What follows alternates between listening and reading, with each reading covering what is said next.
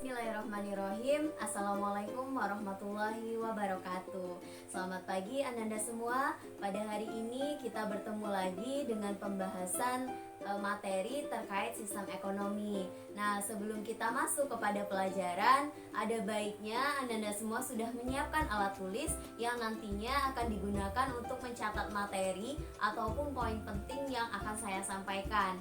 Nah, di samping itu Ananda semua juga perlu menyiapkan diri dengan baik untuk dapat mendengarkan apa-apa yang saya sampaikan, sehingga ilmu yang saya sampaikan dapat Ananda terima dengan baik.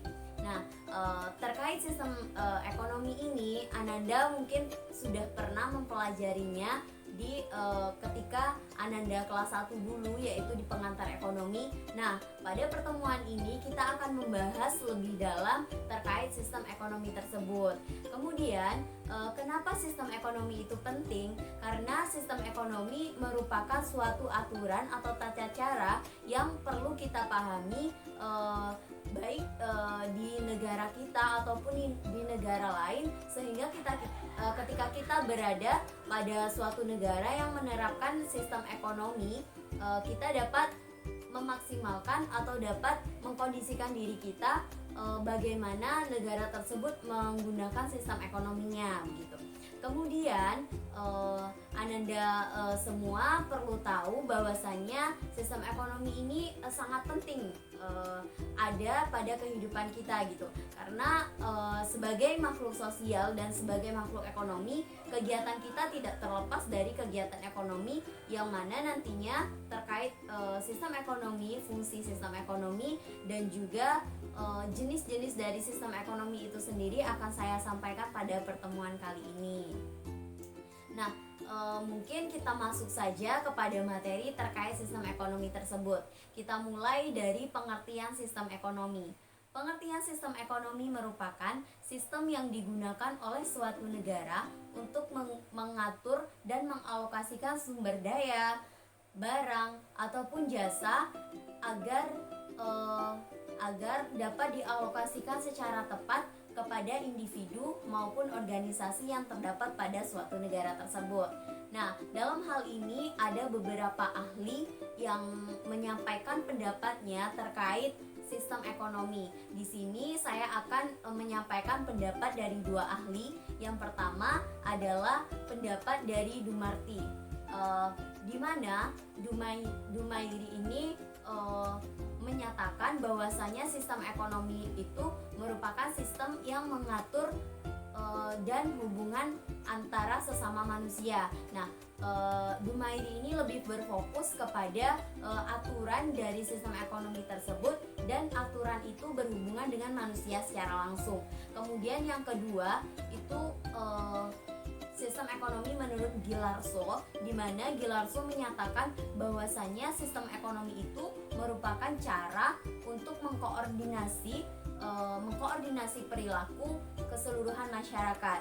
Nah, jadi Gilarso ini berpendapat bahwasanya dengan adanya sistem ekonomi, maka perilaku suatu masyarakat dalam suatu negara tertentu akan lebih terkoordinir gitu. Nah, kemudian kita lanjut kepada fungsi dari sistem ekonomi itu sendiri. Adapun fungsi dari sistem ekonomi, yang pertama adalah mendorong perusahaan untuk berproduksi. Nah, dengan adanya sistem ekonomi yang jelas pada suatu negara, maka suatu perusahaan akan terdorong untuk melakukan proses produksi, yang mana proses produksi ini nantinya akan memenuhi kebutuhan dari setiap konsumen.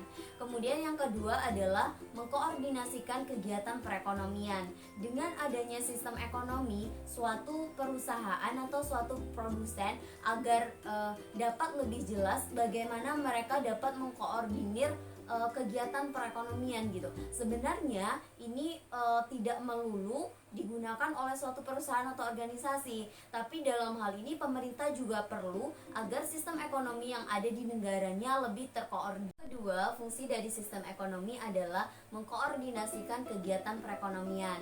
Nah, dengan adanya sistem ekonomi yang telah ditentukan dan ditetapkan pada suatu negara, maka kegiatan perekonomian di suatu negara tersebut akan lebih terorganisir.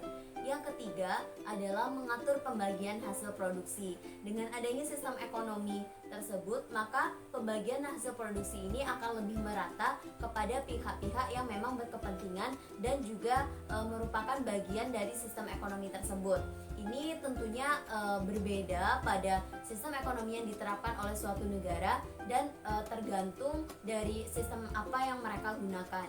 Yang terakhir adalah menciptakan distribusi barang yang baik gitu. Dengan adanya sistem ekonomi ini, maka distribusi dari suatu barang akan tercipta dengan baik gitu. Mereka akan jelas kemana mereka harus mendistribusikan produk atau barang yang telah mereka produksi, sehingga sasaran ataupun target pasar itu tidak salah nantinya gitu. Jadi dalam berproduksi pun mereka jelas apa yang harus mereka produksi dan kemana mereka mendistribusikan. Nah, mungkin itu terkait fungsi dari sistem ekonomi ini. Selanjutnya kita masuk kepada pembahasan jenis-jenis dari sistem ekonomi itu sendiri. Secara garis besar, sistem ekonomi itu terbagi atas 4.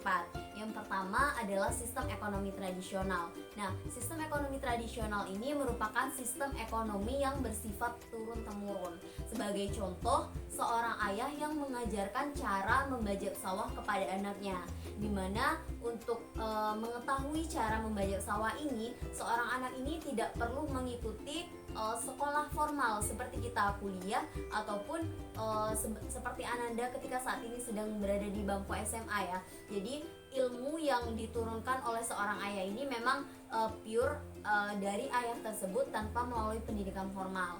Nah, selain itu dalam sistem ekonomi tradisional ini tentunya kita tidak asing lagi dengan kata barter, dimana kata barter ini mungkin Ananda juga sudah mengetahui dari Ananda SD dulu bahkan ya, terkait sistem barter ini, dimana barang ditukar dengan barang. Misalkan Ananda pergi ke warung ini membawa beras, nanti ditukar dengan minyak. Nah, sistem perekonomian seperti ini itu masuk kepada sistem ekonomi tradisional, di mana sistem ekonomi tradisional ini juga menekankan kepada tradisi pada suatu daerah, dan biasanya sistem ekonomi tradisional ini banyak diterapkan di daerah pedalaman atau di pedesaan, di mana di sana masih sangat kental sekali kebudayaan dari suatu masyarakat, sehingga kebiasaan ini bisa dikatakan turun-temurun dan menjadi ciri khas dari masyarakat setempat. Kemudian yang kedua adalah sistem ekonomi komando, di mana dalam sistem ekonomi komando ini masyarakat bertindak sebagai pelaksana, kemudian pemerintah bertindak sebagai pembuat aturan ataupun sebagai komando dari suatu sistem ekonomi yang diterapkan oleh suatu negara.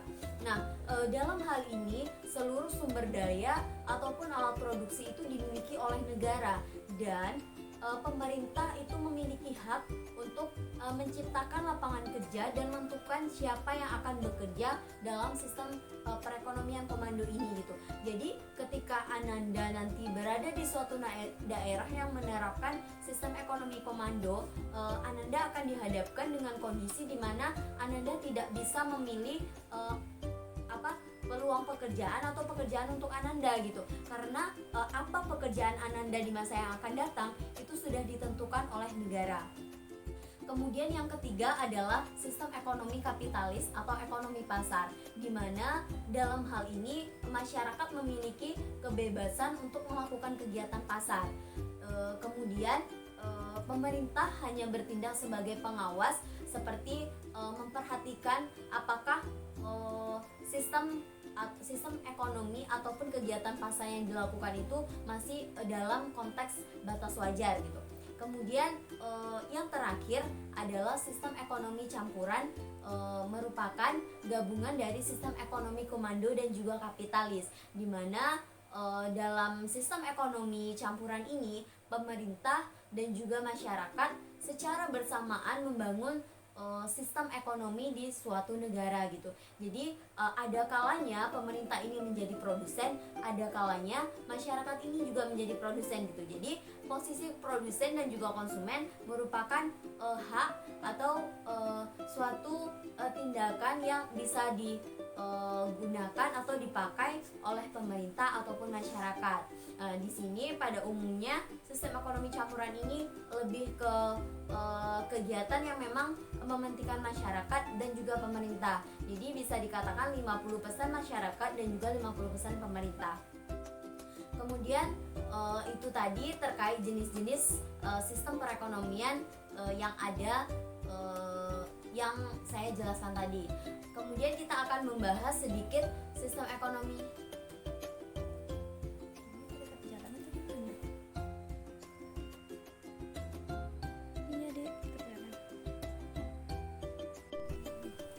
Selanjutnya kita akan membahas terkait sistem ekonomi apa sih yang digunakan di Indonesia. Nah, di Indonesia itu menggunakan sistem ekonomi campuran, namun disebut dengan sistem ekonomi Pancasila, di mana sistem ekonomi Pancasila ini memberikan kebebasan kepada masyarakatnya untuk melakukan usaha di samping memperhatikan batas dan juga syariat yang telah ditentukan.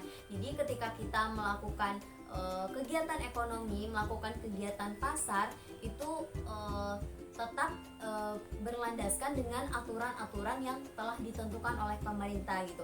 Misalkan saja ketika kita memproduksi suatu barang, kita menetapkan harga dari barang tersebut, kita harus tetap memperhatikan batas umum atau batas harga yang ditentukan oleh pemerintah. Nah, ketika kita menentukan harga yang jauh di atas ketentuan pemerintah, bisa jadi ini akan menimbulkan konflik gitu.